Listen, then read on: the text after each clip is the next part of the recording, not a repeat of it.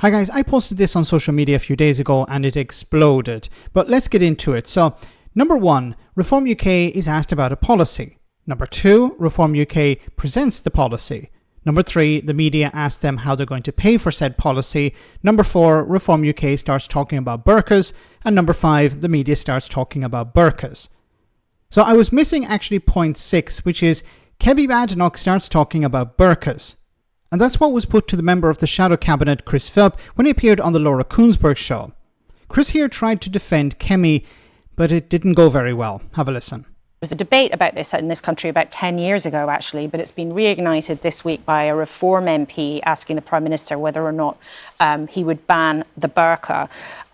Your boss, the Tory leader Kemi Badenoch, has told The Telegraph today that bosses should be able to ban employees from wearing the burqa. And she told that paper, I'm not going to talk to people who don't show their face. Is it now your party's position not to speak to people who have face coverings? Well, she was talking specifically about her constituency surgery, I think, and it is definitely the case that employers should be allowed to decide whether their employees can be visible or not. But look, I don't think this is necessarily the biggest issue facing our country right now. There's a legitimate debate to have about the burqa. You've got obviously arguments about personal liberty and choice and freedom on one side, and arguments about causing divisions in society and the possibility of coercion on the other. That is a debate I think we as a country should be having. But as Kemi said, it's probably not the biggest issue our nation faces today. But she said, I'm not talking to people who are not going to show me their face. Do you talk to people who aren't going to show you their face? Well, look, I talk to people the whole time. But do you? I think I have in the past spoken to people, obviously, wearing a burqa. I mean, I represent a London constituency. But everybody can make their own choices. That's the point she was making. Each employer should be able to make their own choices. Why does Kemi Badenoch inject herself into these conversations and then instruct her cabinet ministers to say, no, stop talking about burqas and stop talking about Kemi's position? It's not the most important issue. Talk about something else. Why does she jump on board this bandwagon if she doesn't want to talk about it? Okay, I want to get to why she's doing this in a moment, but let's look at Kemi Badenoch's policy. So she wants to allow business owners or companies to ban the burqa in the workplace. Okay, but aren't there already rules that people have to follow within the workplace when it comes to dress code? You know, if you're working in a sales position, you're generally not, depending on the company, but generally you have to wear smart casual, or you have to wear a suit, or you have to dress in a formal way. You're not allowed to appear, wearing shorts or jeans that are torn or something like that. Like the company will say, you have a standard that you have to meet.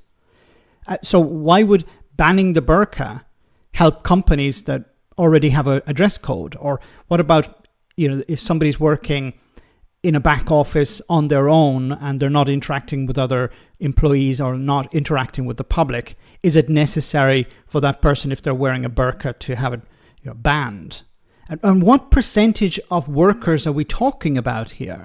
Like, generally, the people who are forced to wear a burqa are not allowed to work at all by their partners or husbands. They're like, you have to stay at home. So I don't know, and I can't find any data related to how many people are in the workplace wearing burqas, but I imagine it's pretty small.